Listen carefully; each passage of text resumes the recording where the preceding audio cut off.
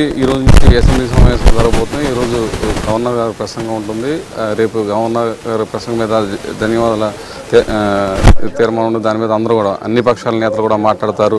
ఈ నేపథ్యంలో ఏదైతే జగన్మోహన్ రెడ్డి ఖచ్చితంగా గవర్నర్ ప్రసంగాన్ని అడ్డుకుంటామని చెప్పి కూడా ఇప్పటికే ప్రకటించడం జరిగింది।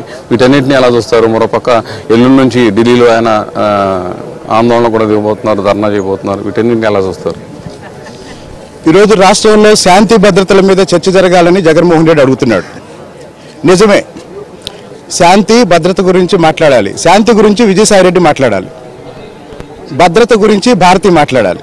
ఎందుకంటే 5 ఏళ్ల అరాచకం తర్వాత కూడా భారతి కుటుంబాన్ని తాడేపల్లిలోనే ఉండనిస్తున్నారు అంటే ఈ ప్రాంత ప్రజలు ఎంత మంచివాళ్ళో రాష్ట్రం మొత్తం ప్రపంచం మొత్తం చూస్తుంది।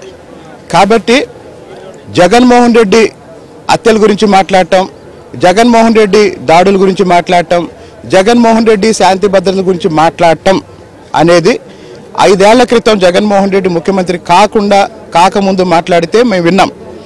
ఈరోజు జగన్మోహన్ రెడ్డి దేని గురించి మాట్లాడినా మా ముఖ్యమంత్రి చంద్రబాబు నాయుడు గారు లేకపోతే మా మంత్రులు సీనియర్ నాయకులు అచ్చెన్నాయుడు గారు ఇలాంటి వాళ్ళు ఎవరు అవసరం లేదు। జూనియర్ ఎమ్మెల్యేలు నాలాంటి వాళ్ళు కూడా జగన్మోహన్ రెడ్డికి ఏ అంశంలోనైనా సమాధానం చెప్పడానికి శాసనసభ వేదికగా మేము సిద్ధం, లేదా శాసనసభ బయట కూడా మేము సిద్ధం।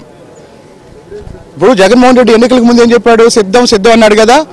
శాసనసభలో మేము సిద్ధం, శాసనసభ బయట కూడా మేము సిద్ధం, తాడేపల్లిలో కూడా మేము సిద్ధం, జగన్మోహన్ రెడ్డిని రమ్మనండి।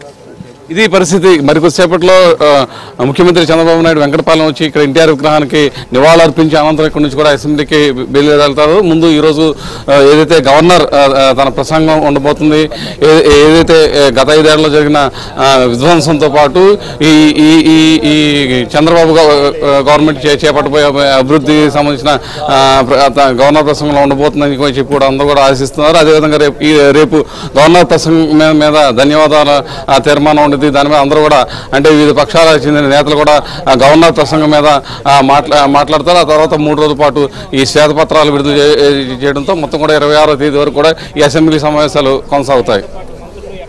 Right, thank you.